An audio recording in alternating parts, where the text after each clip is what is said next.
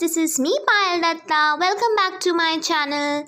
If you are new to my channel, ding dong, please don't forget to subscribe. Today we will be doing the line-by-line explanation of Act 3, Scene 2 of Julius Caesar by William Shakespeare. So without much delay, let us quickly start the scene.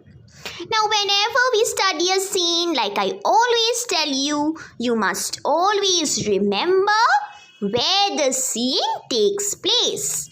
So Act 3, Scene 2, it takes place in Rome, the Forum.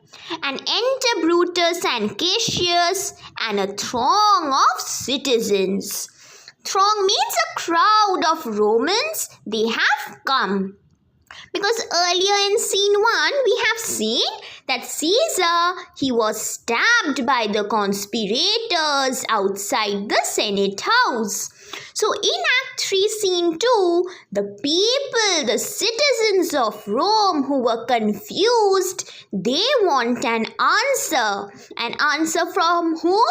An answer from the conspirators as to why they thought Caesar should have been killed. So they demanded answers. They wanted an answer from the conspirators as to why they stabbed Caesar. So all the Romans, they have come at Caesar's funeral to hear Brutus, to hear Cassius speak about what? Speak about the reason as to why they thought that Caesar was ambitious. So the citizens see, they are saying, we will be satisfied. Let us be satisfied. Satisfied means we want answers. We demand answers from you conspirators as to why you killed Caesar. So let us be satisfied. Let us be pleased. Pleased with proper, valid reasons. Then Brutus says that if you want to be satisfied, if you want to please yourself with valid reasons, then what do you have to do? Then follow me and give me audience, friends. Friends here refer to the Romans. So Brutus, he is addressing the Romans and he is telling them that if you want to know why we killed Caesar, then follow me and give me audience. Give me audience means I will deliver a speech. Listen to me. Be my audience and listen to me because I will reveal why we took such actions. Cassius, go you into the other street and part the numbers. So there were so many Romans who demanded answers that the crowd, the throng, it had to be parted in numbers. Part the numbers meaning you have to split the crowd into two halves.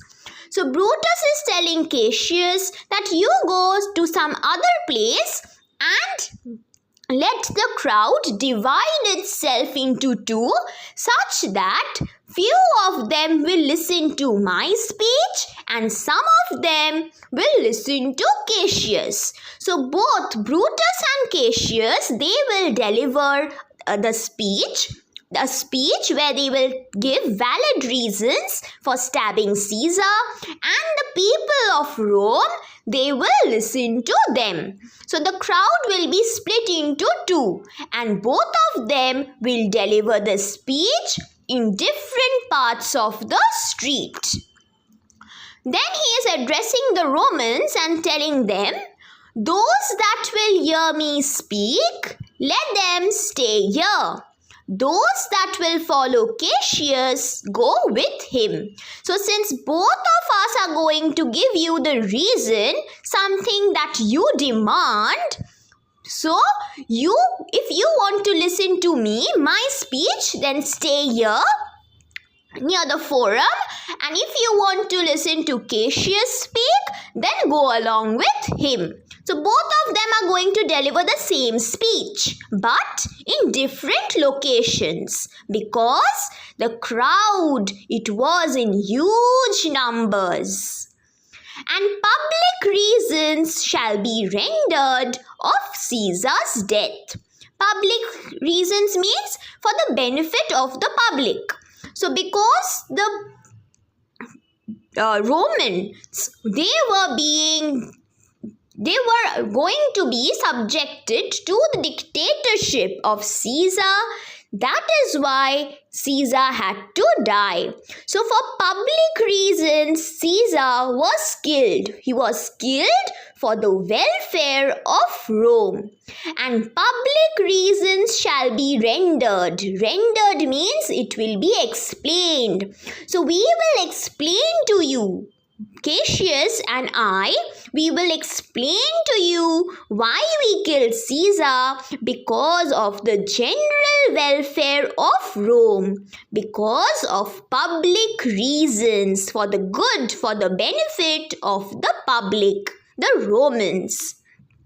So the first citizen says, I will hear Brutus speak.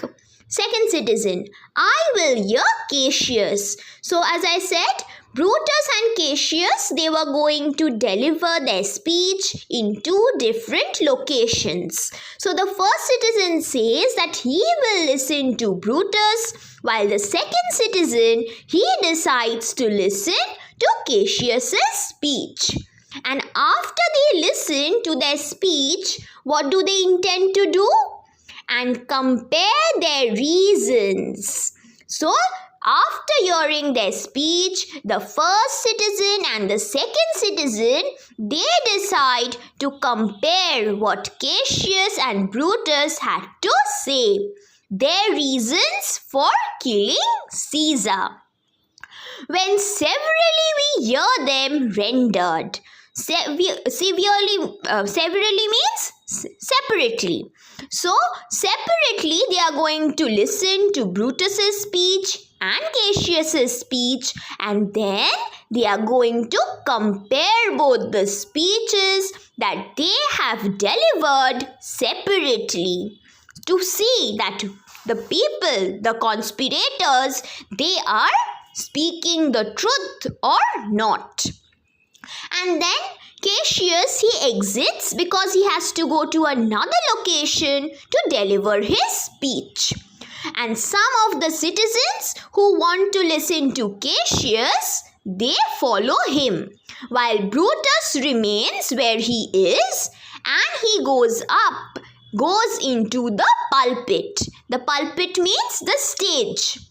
So Brutus has gone up on stage to give his reasons. And Cassius has left with some citizens of Rome who want him to deliver the speech. Third citizen, the noble Brutus is ascended. Silence. So Brutus has got up on the platform. So he is asking the Romans to keep quiet. Brutus, be patient till the last. So he is telling the Romans to be patient till the end of his speech. Romans, countrymen and lovers. So first he is drawing everyone's attention towards his speech. Hear me for my cause. My cause means my action. Hear me, listen to me, why I killed Caesar. What caused such an action? And be silent. So when I am speaking, please be silent, quiet, that you may hear. Because if you are not silent, you won't be able to hear what I have to say. Believe me for mine honor, and have respect to be mine honor, that you may believe. So he is telling the citizens of Rome that because if you think that I am honorable, if you have belief in me, Believe in what I have to say about Caesar. Only then you will find that what we conspirators have done, it is for public reasons, for the general benefit of Rome. Censure me in your wisdom. Censure means to judge me. Analyze me according to your wisdom, your knowledge. So judge me wisely and awake your senses. Awake your senses means when I am speaking, please be alert, that you may the better judge. So if you judge me wisely, if you analyze me wisely with alertness, you will be able to judge the situation better. If there be any in this assembly, so if there is anyone present in this crowd who is a dear friend of Caesar's, to him I say. So in this crowd, if there is someone who loved Caesar a lot, I am telling this to you, that Brutus's love to Caesar was no less than his. So Brutus, that is, I loved Caesar the way I love myself. My love for him was no less than my self-love. If then that friend refers to that dear friend of Caesar who is present in the crowd, demand why Brutus rose against Caesar, this is my answer. So if such a friend is present in the crowd who wants to be satisfied with proper reasons as to why Brutus, who loved Caesar so much, has stabbed Caesar, to him, this is my answer. This is my reason, the cause of my action. Not that I loved Caesar less, but that I loved Rome more. So he is showing his patriotic side. He is telling that I didn't love Caesar less, I loved Caesar a lot. But my love for Rome, my patriotism is more than my love for Caesar. I care about the general public. I care about the public more than I care for my friend. So public concerns always comes before private concerns, private thoughts for Brutus. Had you rather Caesar were living and die all slaves? So now he is questioning the Romans that would you prefer that Caesar would live today and we Romans would die like slaves under his dictatorship, than that Caesar were dead, to live all free men. But now that we have killed Caesar and stabbed Caesar, we all Romans, we are free from dictatorship. We have freedom, peace, liberty, enfranchisement. So what is that you Romans prefer? Do you want to live as slaves, as Caesar directs us? Do you want to live under the dictatorship of Caesar? Or would you prefer to live a free man's life? So he is questioning this to the Romans. As Caesar loved me, I weep for him. As he was fortunate, I rejoice at it. As he was valiant, I honor him. So he is telling about all the good qualities about Caesar. He is telling that I feel sorry for his death because I loved him. I also rejoice, I cherish, because he was fortunate. And because Caesar was valiant, he was brave, I honor him too. But he had a dark side, he had a fault. But as he was ambitious, I slew him. Slew him means I stabbed him, I killed him. And so he has given the Romans the reason for stabbing Caesar. What was the reason? The reason was that Caesar was over-ambitious, and because of his ambition, he has to pay his debt. And that is why Brutus killed him, to stop his ambition, his growing feathers. There is tears for his love, joy for his fortune, honor for his valor. So he is repeating what he had said. And death for his ambition.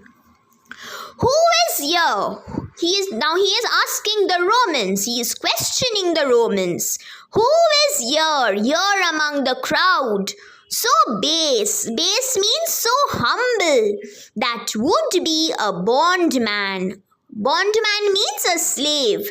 So who is present in this crowd out here who is so humble to live the life of a slave person who wants to accept slavery? If there is anyone present in this crowd who will happily accept slavery under Caesar, speak up. For him I have offended. Offended means I have upset. So if you are ready to accept slavery, then I have upset you by stabbing Caesar. Who is here so rude that would not be a Roman? So who is present in the crowd who is not happy? Who is not happy with their nativity? Who is not happy being a Roman? If there is anyone like that, speak up. For him I have offended. Who is here in this crowd so vile? Vile means who is so unpleasant, that will not love his country. So who is present who doesn't love Rome out here? If there is anyone, speak. For him have I offended. So he is laying out 3 questions. So if you want to accept slavery, I have offended you by stabbing Caesar. If you are not happy, if you are not proud to be a Roman, then I have offended you. And if you don't have any love for Rome, then I have offended you. So if there is anyone present in the crowd who I have offended under these 3 conditions, speak up. I pause for a reply. So I will not speak any further. I will not extend my speech any further because I want a reply from you Romans who I have offended. Now the citizens, they realize that they don't want to live as slaves. They love their country and they are proud of their nativity. So the citizens are saying, none, Brutus, none. That is, you have offended, you have upset no one in Rome. That is, see, the citizens, they are accepting the stabbing of Caesar. Brutus, then none have I offended. I have upset nobody in Rome. I have done no more to Caesar than you shall do to Brutus. So if I have offended anybody, you can offend me too. That is, I have stabbed Caesar, but if you think that I am wrong, you Romans, you may do more harm to me than I have done to Caesar. The question of his death is enrolled in the Capitol. So Capitol, where you have the Senate House, the question, the reason for Caesar's death, that has been enrolled, that has been recorded. And what have they recorded about Caesar there? his glory not extenuated. Extenuated means reduced. So the glories of Caesar, all the achievements, his victories, all the trophies that he has brought, that has been recorded at the capital. None of his victories have been reduced. Wherein he was worthy, in all his worthy actions have been recorded in the Senate House, nor his offences enforced. So whatever bad things that he has done, that is his ambition, his intention to be a dictator, that has not been enforced, that has not been highlighted in the capital, for which he suffered death. So why we stabbed him, that has not been recorded in the capital, but all the valorous deeds of Caesar, that has been enrolled. And while Brutus is addressing the audience, the spectators, the Romans, you have Antony and the others who are entering with Caesar's body. Here comes his body, mourned by Mark Antony. Remember Mark Antony, he wanted to bring Caesar's body at the marketplace. He had asked Brutus earlier he had asked for Brutus's permission, and Brutus had allowed it. So now Antony, he enters with Caesar's body, and he is mourning, he is lamenting, he is crying.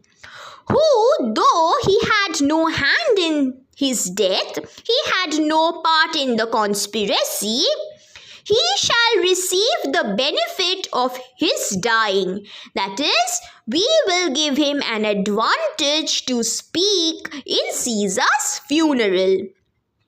A place in the Commonwealth. Commonwealth means in Rome we are a republic, and that is why we have the freedom to speak.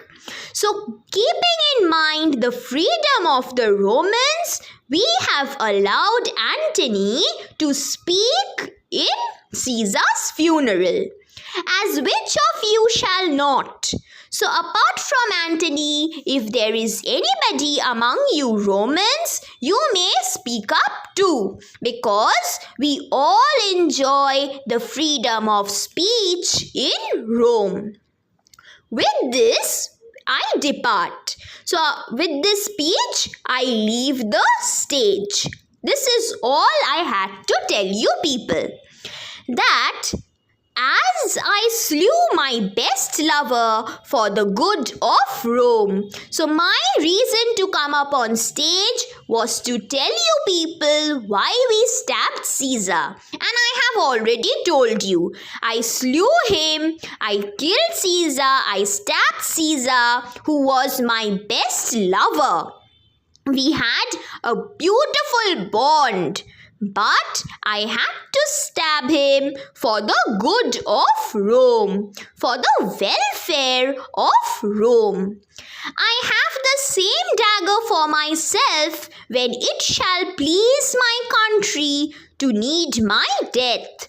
So if ever a situation like this arises where Brutus, that is I have to kill myself for my country, for Rome, then I will use this same dagger that I used to stab Caesar to kill myself. So I love Rome a lot. Citizens, live Brutus, live, live. That is, no Brutus, you don't have to think about dying because you are a very noble man. You should live. First citizen, bring him with triumph home unto his house. Bring him means bring Caesar's body. And how will you bring Caesar's body? With triumph, with victory, with celebration. Home unto his house. So we will take him to his house. Second citizen, give him a statue with his ancestors. So they are trying to show respect for Caesar.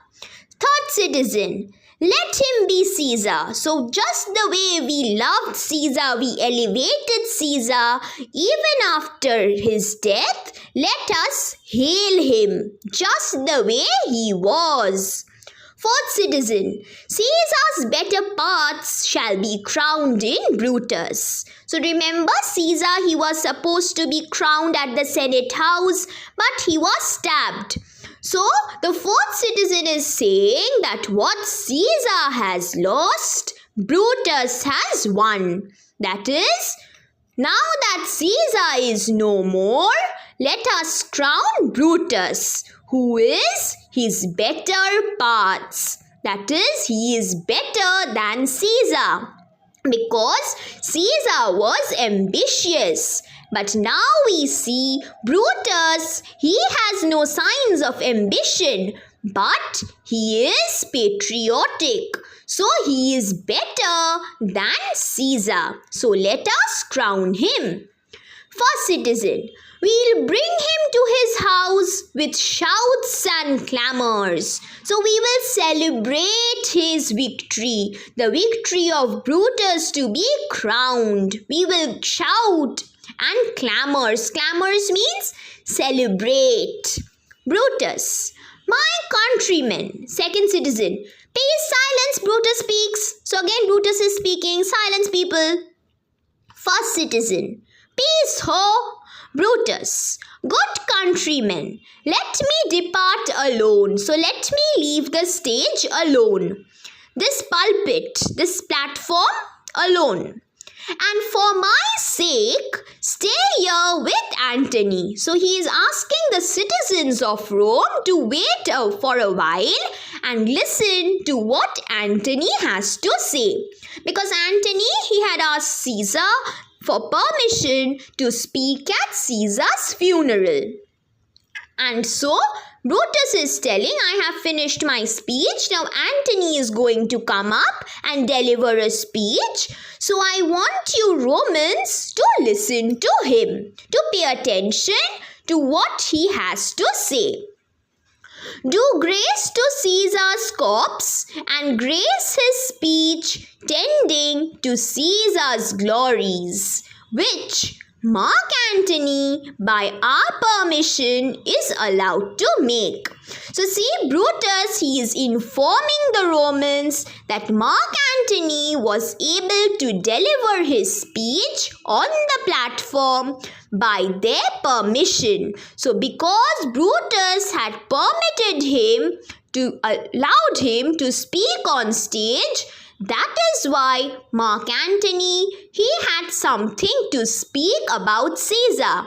And in his speech, he would grace Caesar's glories, tending to Caesar's glories. Tending means in favor of Caesar's victories. So he is informing the Romans what Mark Antony is about to speak about. He is about to speak in favor of Caesar's victories, and so Brutus is asking the citizens of Rome to honor his speech, to honor Antony's speech, because he was coming up on stage to glorify Caesar's victories and honor Caesar's dead body, Caesar's corpse.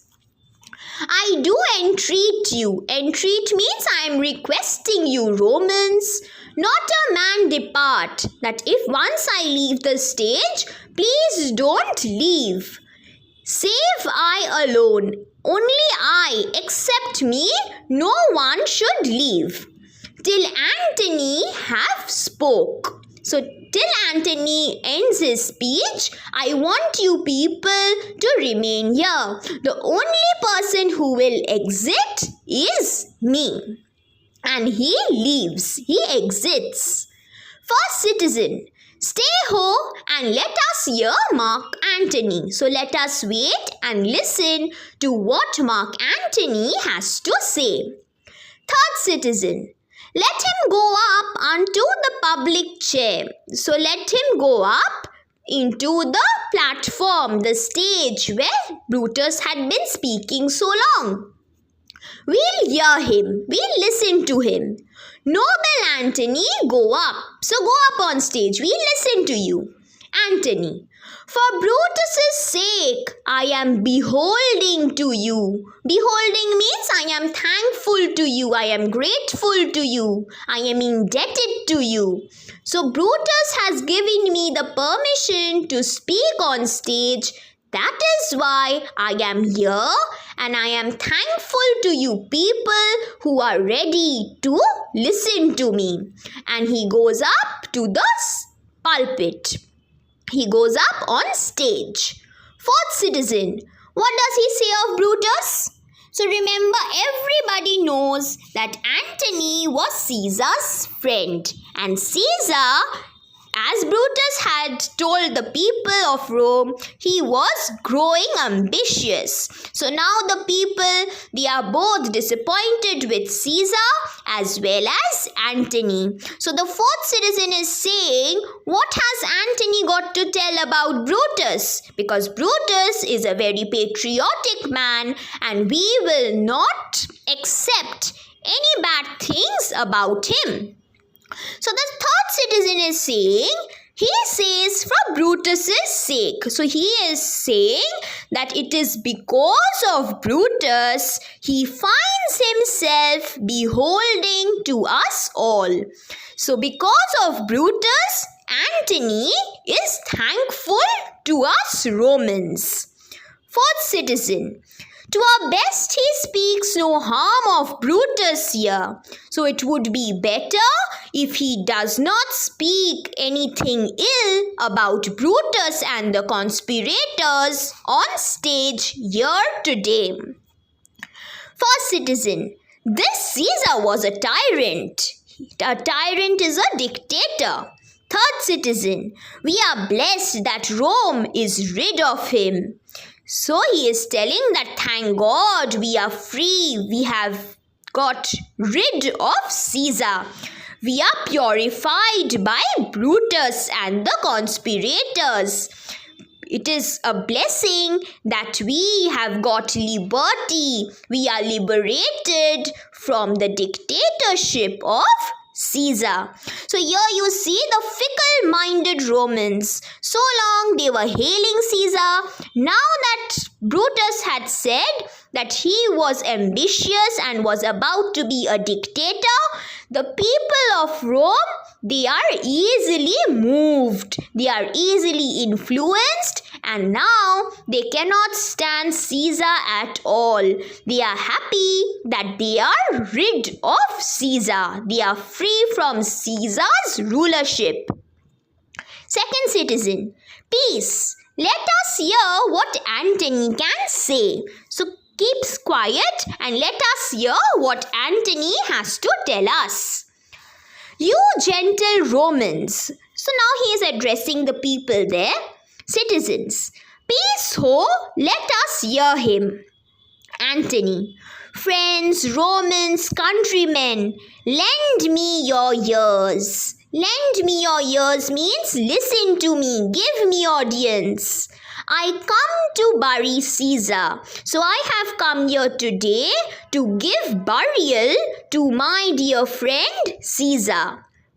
Not to praise him. I have no intention to praise Caesar, but to bury him. The evil that men do in lives after them means after their death. The good is oft interred with their bones. So, whatever evil that a person does, all their wrongdoings, that lives after a man dies. So, even after death, we remember all the evil things that men do. But what happens to the good things that the person had done? The good is oft. It is oft means it is often. It is frequently interred. Interred means it is buried. It is buried with the bones. So with the death, with the burial of a person, with the going away of physical existence of a person, the good that the person had done is buried along. So whatever good that Caesar has done shall be buried along with his burial, and all the evil things that he has done, that will be remembered after his death. This is what happens in the world. So let it be with Caesar. So just the same way it happens with others, let Caesar too be treated in the same way. So I will not praise him, I will bury him, and with his burial all his good deeds shall be buried, and the evil things that Caesar had done, that shall live forever after. The noble Brutus hath told you Caesar was ambitious. So Brutus in his speech has told you Romans that Caesar was ambitious. He was power hungry. If it was so if that is true, it was a grievous fault. It was a terrible fault of Caesar. And grievously had Caesar answered it. And terribly has Caesar answered his fault. How has he answered it? He has answered it by death. So Caesar had to die to answer his fault. Here on the pulpit, under leave of Brutus and the rest. Leave means under the permission of Brutus and the rest of the conspirators, I have come up on this stage to speak. So they have given me permission, and that is why I am able to speak on stage today. For Brutus is an honorable man. So are they the conspirators, all honorable men. So the honorable men of Rome, Brutus and the conspirators, they have allowed me to speak on the stage today. So are they all, okay? So the conspirators are also honorable. Come I to speak in Caesar's funeral. So because they have allowed me, these honorable people have allowed me, that is why I have come here to speak in Caesar's funeral ceremony. It is by their permission. He was my friend, faithful and just to me. So Caesar, he was my friend, he was loyal, he was just to me. Just means loyal. He was trustworthy. But so what? So what? Caesar was my friend. So what? He was loyal. So what? He was faithful.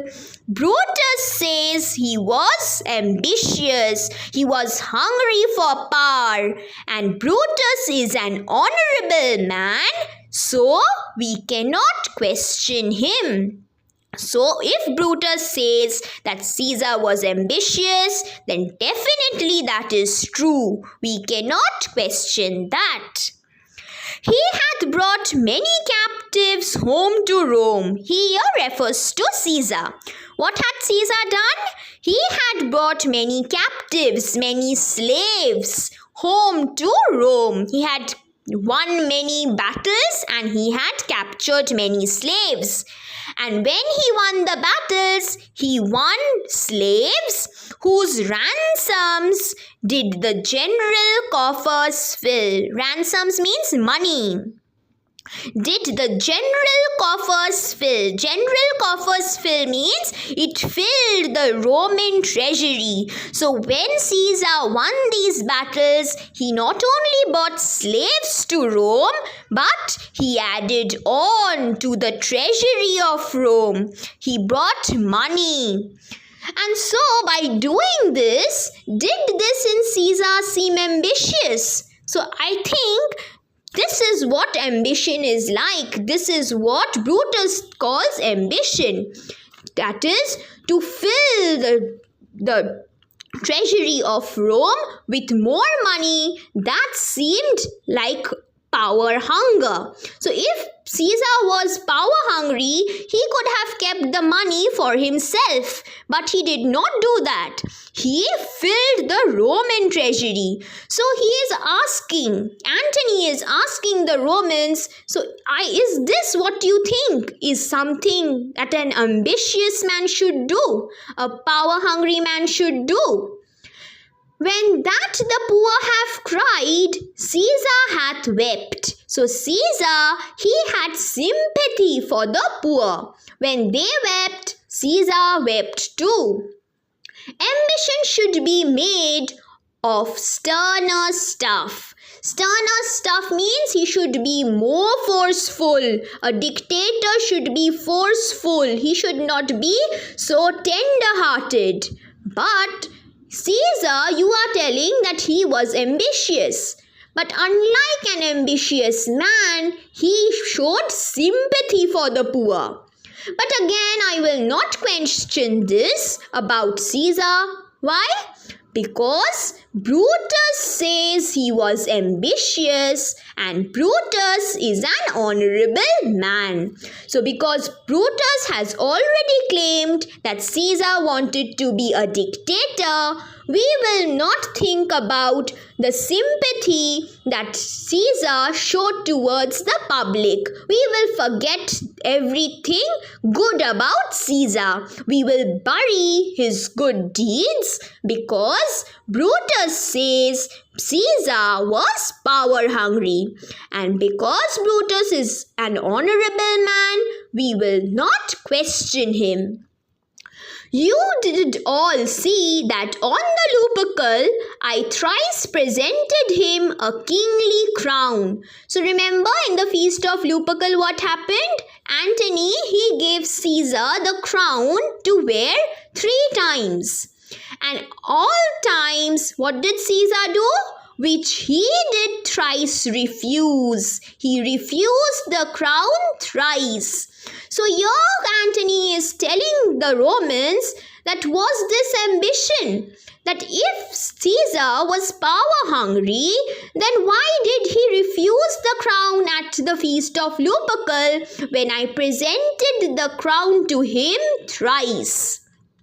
But again, let us forget that occasion. Why? Because Brutus says he was ambitious and sure he is an honorable man. Now he is telling the Romans, I speak not to disapprove what Brutus spoke. So I don't want to disapprove. I don't want to go against what Brutus had to say. But here I am to speak what I do know. But I have come up on stage to tell you people about all the things I am aware of. You all did love him once. So you all loved Caesar when he was alive. Not without cause, not without reasons. So you had your own reasons to love Caesar when Caesar was alive. What cause withholds you? Withholds means what is stopping you then? What is obstructing you to mourn for him? Now that he is dead, why are you not lamenting for him? You loved him once. Now he is dead. So why are you not crying for him? What is holding you back? What is stopping you? O judgment, thou art fled to brutish beasts. So he is telling that the power to think, the power to reason, that has fled, that has run away in the hands of brutish beasts. Brutish means cruel. So you people have turned out to become very cruel, and that is why you cannot judge the situation properly. And men have lost their reason. The men, the people of Rome, they have lost their reason, their ability to think. bear with me. He is telling the Romans that I apologize for my speech. Please bear with me to whatever I have to say. Why? Because my heart is in the coffin there with Caesar. I loved Caesar so much that my heart, my emotions, they are drawn towards the dead body of Caesar who is lying there inside the coffin. And I must pause till it come back to me. So I must stop my speech here till my heart returns from the dead body of Caesar. And then he stops his speech. Now the main reason why Antony pauses is because he wants the audience, the Romans, to react. He wants to see how he has been able to move the Romans, how much he has been able to influence the Romans into believing that Caesar had done no wrong. He was not ambitious, but it was the fault of the conspirators. It was the fault of Brutus to stab him without reasons. So now all the Romans, after they have heard what Antony had to say, they are discussing the situation among each other. First citizen, methinks there is much reason in his saying. His saying means in Antony's speech. So the first citizen is saying that Antony has much reason. He makes sense in whatever he has to say about Caesar. Second citizen, if thou consider rightly of the matter, Caesar has had great wrong. So if this is true, if we consider this rightly, consider means to think. If we think about this matter and this matter be true, that Caesar was not ambitious and he was falsely stabbed, then Caesar has had great wrong. He was greatly wronged. Third citizen, has he masters? That has he been wronged, masters? Do you think like that? I fear there will a worse come in his place. So if such a situation has taken place, that if Caesar has been wrongly murdered, then I fear that the person who is going to replace Caesar, who is going to replace him as a king in Rome, he will be worse. Fourth citizen, marked here his words? Did you mark what Antony said? He would not take the crown. Therefore, it's certain he was not ambitious. So the fourth citizen, he is pointing out what Antony had to say about the feast of Lupercal. He says that, did you hear what Antony had to say? Antony says that Caesar, he refused the crown thrice. And that is making it certain, it is making it sure that Caesar, he was not ambitious. And the fact that Antony is speaking correctly and he is making sense is true. First citizen, if it be found so if it is proven that Caesar was not ambitious, if that be found, some will dare abide it. Some here refers to the conspirators. So what will the conspirators do? They will dare abide it. They will have to pay for it. They will are responsible for Caesar's death. So the second citizen, poor soul, his eyes are red as fire with weeping. Poor soul refers to Antony. So Antony has been weeping for Caesar, and that is why his eyes have turned red as fire.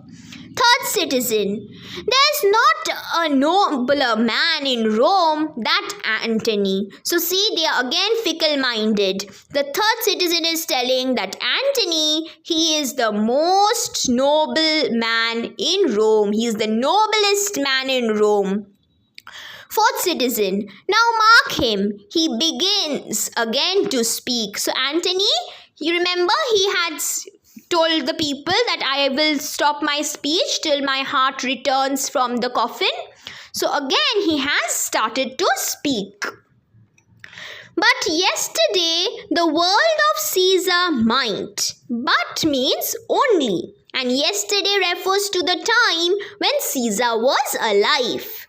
So yesterday when Caesar was alive, the word of Caesar's might, the might of Caesar, the honors, his victories, have stood against the world. So when he was alive, we all glorified him. We all hailed him against the world. But now he is dead. Now lies he there in the coffin, ready for burial, and none so poor to do him reverence. So there is no one in Rome to show him respect. Reverence means respect. So when he was alive, you people, you Romans, you hailed him. But today he is there in his coffin, lying dead, and you people have no respect for him. Oh masters, if I were disposed to stir your hearts and minds to mutiny and rage, so he is telling the Romans that if I came up on stage here today, to stir your hearts and minds, to manipulate. Stir means to manipulate, to influence your hearts, your emotions and minds, your way of thinking. To mutiny and rage. Mutiny means to rebellion and rage and violence. Violence against the conspirators. So if I had the will to do so, disposed means the will, the willingness. So if I had the willingness to manipulate you people against the conspirators, then I should do Brutus wrong and Cassius wrong, who you all know are honorable men. I will not do them wrong. I rather choose to wrong the dead, to wrong myself and you.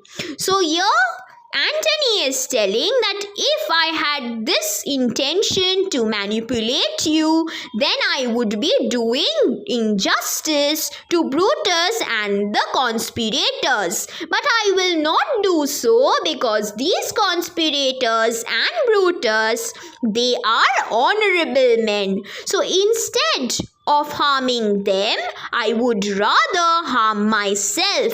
I would rather harm you the Romans, and I would wrong the dead. The dead means Caesar. Because we are not honorable. It is Brutus and Cassius and the conspirators who are honorable, and so we cannot charge them. Rather, it is better that I wrong us. But here's a parchment. He brings a paper and he says that here's a paper with a seal of Caesar. So the paper that was sealed. I found it in his closet. Antony found that piece of paper in Caesar's closet, in Caesar's room. And what was there in the paper? 'Tis his will. It was Caesar's will. Let but the commons hear this testament. Testament means the Caesar's will. Let the commoners of Rome listen to what Caesar has written in his will, which, pardon me, I do not mean to read. So I don't wish to read this will in front of you Romans. And why don't I wish to read it to you? and they would go and kiss the dead Caesar's wounds. Because if I tell you what Caesar has to tell in his will, what he has written in his will, you Romans will feel ashamed of yourself and you will go and kiss Caesar's dead body, his wounds, and dip their napkins in his sacred blood.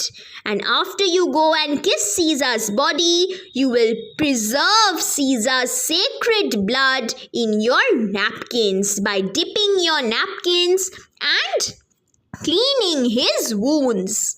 Yeah, beg a hair of him for memory. So you will try to hold on to Caesar in all possible ways you can. And dying, mention it within their wills, bequeathing it as a rich legacy unto their issue. Unto their issue means unto their heirs, your children. So what will you do? When you die, when you Romans die, you will go and mention in your wills that what Caesar has done to you. You will pass this napkin, this piece of hair to your heirs, your children. Bequeathing means to pass. You will pass it as a rich legacy, a tradition to the people, your upcoming generation, the ones who will inherit your property after you. So the fourth citizen says, we'll hear the will. Read it, Mark Antony. So what has Caesar written? We want to know. Now the citizens, they are impatient. Citizens, the will, we will hear Caesar's will. Antony, have patience, gentle friends. I must not read it. So please be patient. Please be steady, calm down. Because I am not supposed to read the will. It is not meet you know how Caesar loved you. It is not meet means it is not appropriate for you people, you Romans, to know what Caesar has written. Because Caesar loved you people a lot. You are not wood, you are not stones, but men. That is, you Romans, you are not heartless. You are living people. You are not stones. You are not wood. So you will be moved. And being men, hearing the will of Caesar, it will inflame in you. Inflame means it will drive you crazy to realize that what you people have done to him. It will make you mad. It will make you crazy when you realize what Caesar has left for you in his will. 'Tis good you know not that you are his heirs. So Caesar, he has left all his property for you people. You Romans are the heirs of his property, the inheritors. Because remember, Caesar, he had no children. And so he has left all his property in the hands of the Romans. And that is what he has written in his will. For if you should, oh, what would come of it? So if you know what is written in the will, I cannot believe what will come of it. Come of it means what will be the result of it. What will be the consequence if you come to know that Caesar has left all his property to you. See, he is telling the people what Caesar has written in his will. But the people, they want to be sure that what are the exact things that Caesar has left for them. Fourth citizen, read the will. We'll hear it, Antony. You shall read us the will, Caesar's will. So they are all pestering him. Antony, will you be patient? Will you be calm? Will you stay a while? Will you listen to me? Calm down. I have o'ershot myself to tell you of it. O'ershot myself means I have told you more than I should have spoken. So I shouldn't have told you about the will.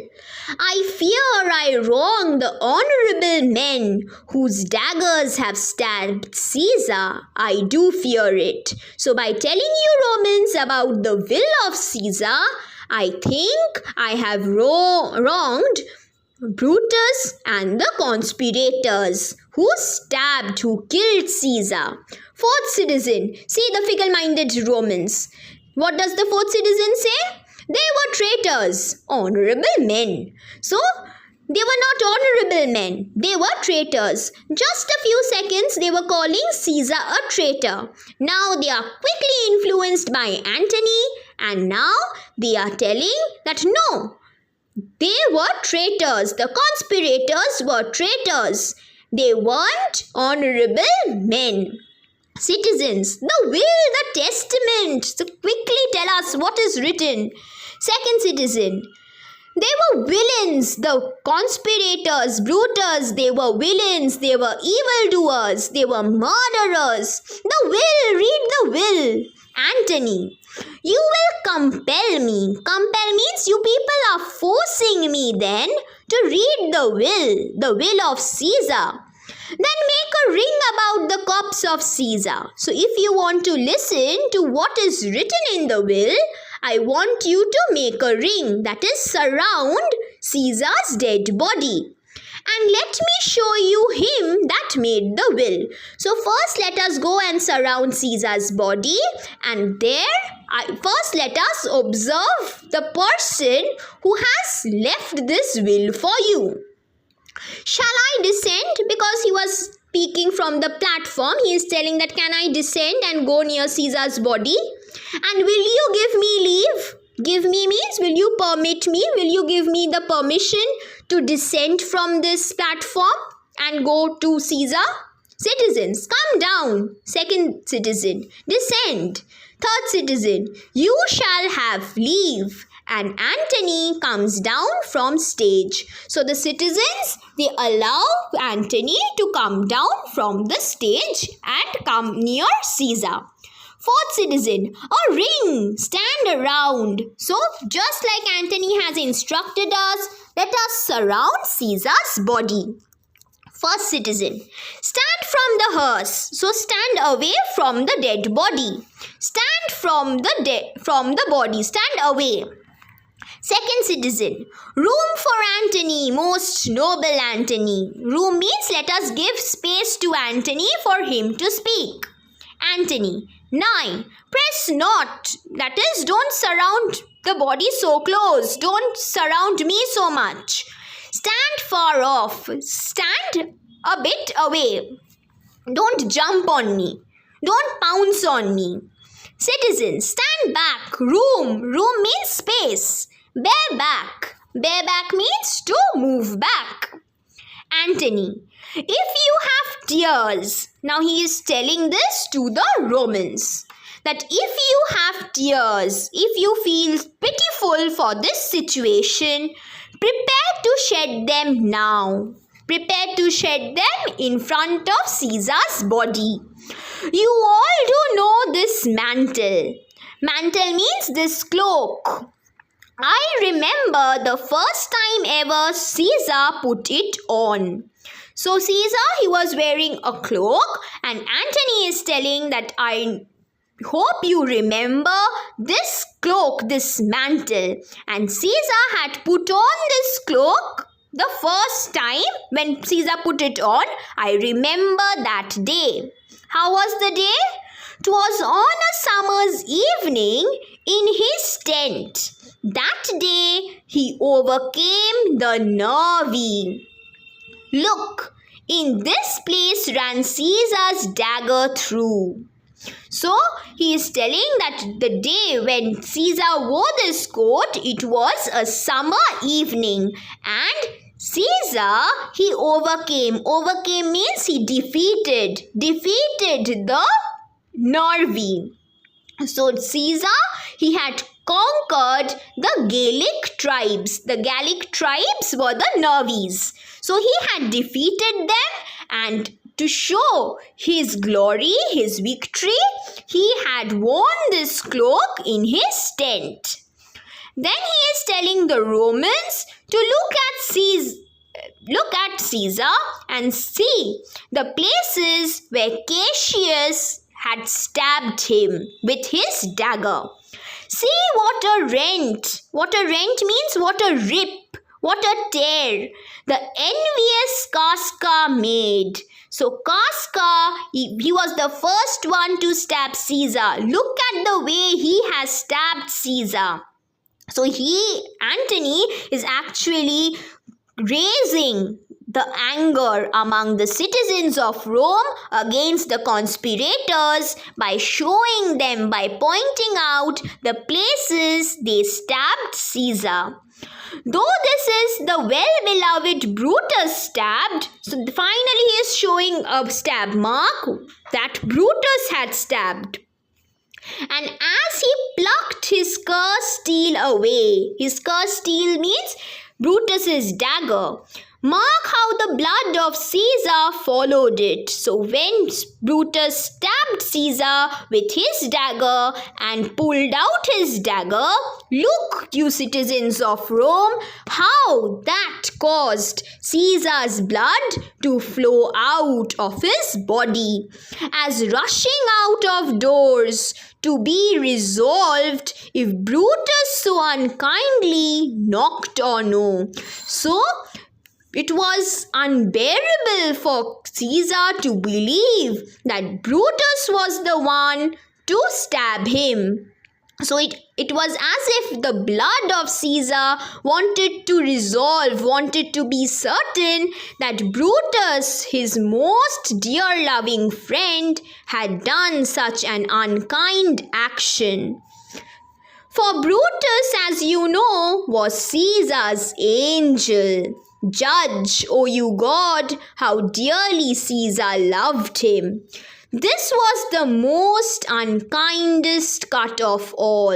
The injury made by Brutus was the unkindest cut of all. This line is very, very important. This was the most unkindest cut of all. For when the noble Caesar saw him stab, when Caesar saw Brutus stab him, in gratitude, grateful, more strong than traitor's arm, quite vanquished him. Vanquished means it overwhelmed him. Then burst his mighty heart. So Caesar observed all the conspirators stabbing him. But when he observed that Brutus was this one to stab him, what happened? He was defeated. His heart, it burst. And in his mantle, in his cloak, muffing up his face, muffing means covering up his face, even at the base of Pompey's statue, which all the while ran blood, great Caesar fell. So when Caesar realized that Brutus had stabbed him, he accepted defeat and he fell with blood running and rushing out of his body at the base of Pompey's statue. Oh, what a fall was there, my countrymen. So, this was a fall of Rome. Not only the fall of Caesar, but the fall of Rome. Then I and you and all of us fell down. We all Romans, we fell down. Whilst bloody treason flourished over us. This treachery of cruelty, it flourished. It triumphed over us. Oh, now you weep, and I perceive you feel the dint of pity. So now I want you to weep in front of Caesar's body. Dint of pity means to show your pity. You blow out your pity. These are gracious drops. The tears of yours, they are gracious, they are honorable drops. Kind souls, what weep you when you but behold are Caesar's vesture wounded? So, because you see Caesar's vesture means his cloak that has been wounded, that has been soaked in blood. That is why you kind souls of Rome are weeping. Weeping because you behold, because you see, you perceive Caesar's wounded cloak. Look you here. Here is himself marred, as you see, with traitors. So, look at Caesar. He has been marred, he has been stabbed, he has been mutilated with traitors by the conspirators. Just look at him, how piteous he looks, how heartbreaking is the sight. First citizen, oh piteous spectacle, that is, it is indeed a heartbreaking sight. Second citizen, oh noble Caesar. Third citizen, oh woeful day. Woeful means a very sad day. Fourth citizen, oh traitors, villains. First citizen, oh most bloody sight. Second citizen, we will be revenged. So we will take revenge from the conspirators. So now Antony is successful in moving the citizens. Citizen, revenge about, seek, burn, kill, fire, slay, not a traitor live. So now they want to attack Brutus. They want to slay the conspirators. Antony, stay countrymen, that please don't part. Don't move away. Don't run away from this site. Stay here for a while. First citizen, peace there. Hear the noble Antony. Let us listen to what Antony has to say. Second citizen, we'll hear him. We'll follow him. We'll die with him. So now Antony is our master. We will do whatever he has to say. Antony, good friends, sweet friends, let me not stir you up, let me not manipulate you to such a sudden flood of mutiny. Let me not inspire you to revolt, to mutiny, to rebel against the conspirators in such a sudden flood, in a sudden action. They that have done this deed are honorable. These conspirators, they are honorable for doing such a deed. What private griefs they have, alas, I know not. I don't know what private grudge these conspirators had against Caesar that made him do it, that made them stab him. They are wise and honorable and will, no doubt, with reasons answer you. So, if you go up to them, I know that they are wise and honorable people, so they will answer you undoubtedly with reasons. I come not, friends, to steal away your hearts. So, I didn't come up on stage to steal your hearts, to change your loyalty towards Brutus and conspirators.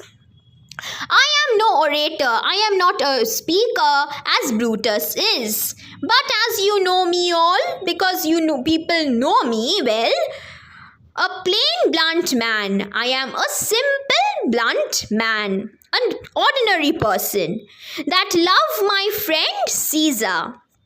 And that they that is Brutus and the conspirators, know full well that gave me public leave to speak for him. Even Brutus and the conspirators know that I am a simple man who loves Caesar, and they have given me public leave. They have given me permission to speak for Caesar. For I have neither wit nor words nor worth, action nor utterance, nor the power of speech to stir men's blood. So because I am not a good speaker, not a good orator like Brutus, I don't have the wit, the intelligence, the knowledge of words, the worthiness or actions to motivate you people, to stir men's blood, to manipulate people, to manipulate the audience. I only speak right on. I speak directly. I speak my heart out like a common person. I tell you that which you yourselves do know. I am telling you what you are already aware of. Show you sweet Caesar's wounds. Poor dumb mouths. So the dumb mouths are the wounds. So I have just come here to express my feelings, and I am pointing out to you Caesar's injuries, the dumb mouths, the speechless wounds. And bid them speak for me, and I am speaking on behalf of Caesar's wounds. But were I Brutus, and Brutus Antony, there were an Antony would ruffle up your spirits, and put a tongue in every wound of Caesar, that should move the stones of Rome to rise and mutiny. So Antony is saying that if I were Brutus, that is, if I were a good speaker and orator like Brutus, then I would have the capability to ruffle up. Ruffle up means to manipulate you, to influence you, your spirits, your actions, and put a tongue. A tongue means to put voice in every wound of Caesar. So it would seem that every wound of Caesar wants revenge, and I would point that out to you if I were a good orator like Brutus. And if I could point that to you, you should be moved. You would have been influenced.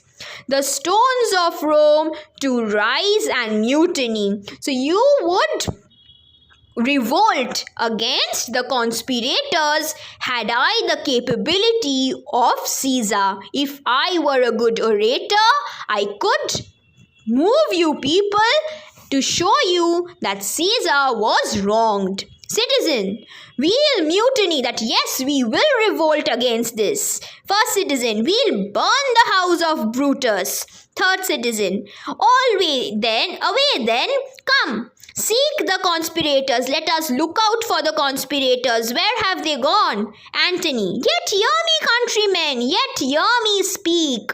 Citizens, peace ho, your Antony, most noble Antony. So Antony is telling that, wait, don't go and burn Brutus's house or look for the conspirators. First, listen to my speech. Antony, why, friends, you go to do you know not what? So you don't know what you are about to do, my friends, the Romans. Wherein hath Caesar thus deserved your loves? So you should know in what manner Caesar deserves to be loved by you people. Alas, you know not, you don't know about the will. I must tell you then, you have forgotten the will I told you of. So because you people are so much infuriated, so much angry against the conspirators and Brutus, you have totally forgotten about the will which I told you about.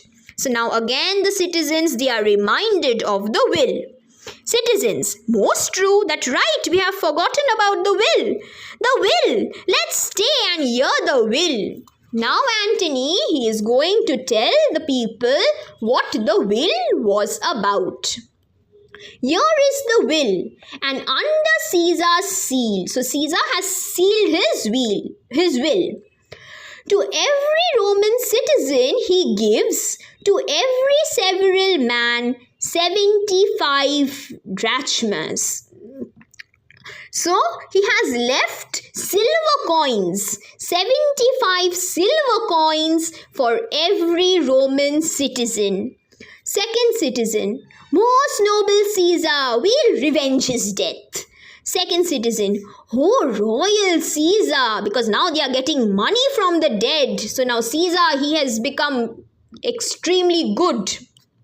Antony, hear me with patience, that is not all. It is not only the 75 silver coins that he has left you with. There is more to the will. Citizens, peace, oh, that peace, we have more to get. Antony, moreover, he hath left you all his walks. Walks means all his gardens, his property, his private abhors. Abhors means his private gardens, the groves, and new planted orchards, the old property and the new gardens that he has owned on this side Tiber, on the side of the Tiber river. He hath left them you. So all his property he has given to the Romans. 75 silver coins, his garden, his private groves, his newly planted garden along the side of the Tiber River. Everything is for the Romans. And to your heirs forever. So you will pass it on to your heirs, to your children. They are yours.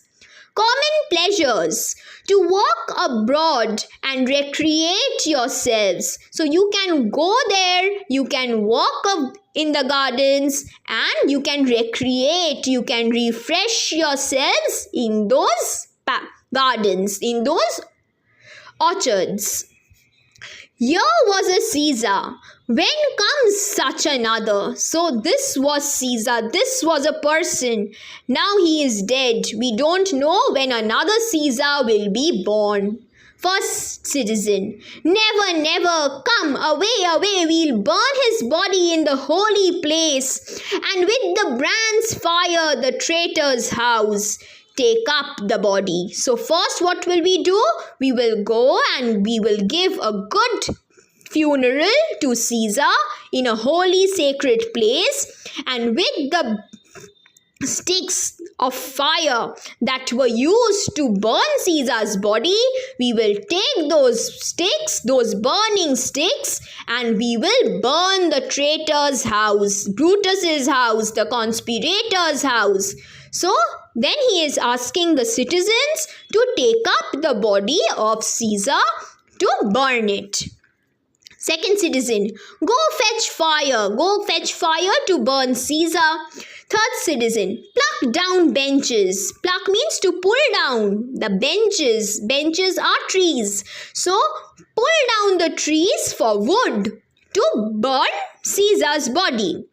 Fourth citizen, plug down forms, windows, anything. So wherever you get wood from, pull them down. The forms means the seats, the windows, anything, wherever you find wood. And exit the citizens with Caesar's body. Antony. This is Antony's soliloquy. Now let us work. Mischief, thou art a fool. Art a fool means you are let loose. Mischief, you are let loose. Take thou what course thou wilt. Take any path you desire to take.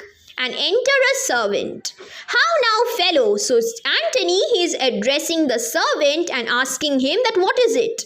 Servant. Sir Octavius is already come to Rome. So remember, Octavius, he was waiting outside in the outskirts. So he has come to Rome.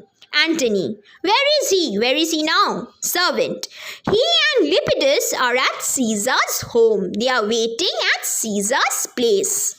Antony. And thither will I straight to visit him. So I will go straight to Caesar's house to visit Octavius. He comes upon a wish. He has a wish, and that is why he has come. Fortune is merry, fortune is generous, it is happy, and in this mood will give us anything. In this current mood, in this current situation, everything is happening according to our plan. Servant. I heard him say, Brutus and Cassius are rid like madmen through the gates of Rome. So the servant, he heard Octavius say that Brutus and Cassius, they were running about in the gates, in the outskirts of Rome like madmen. That is, they are fleeing. Antony. Belike they had some notice of the people. So I think probably Brutus and Cassius have come to know about my speech, and they have some notice, some warning of the people that the Romans have started to revolt against them. How I had moved them, how I have stirred the Romans, how I have influenced the Romans with my speech. And so he is telling that now that the Romans are by my side, you can go and bring me to Octavius. That is, I will go to Octavius at Caesar's house at the present moment. And Antony, he leaves. So with this, I come to an end of today's discussion on Act 3, Scene 2 of Julius Caesar. So till my next video, ta-ta!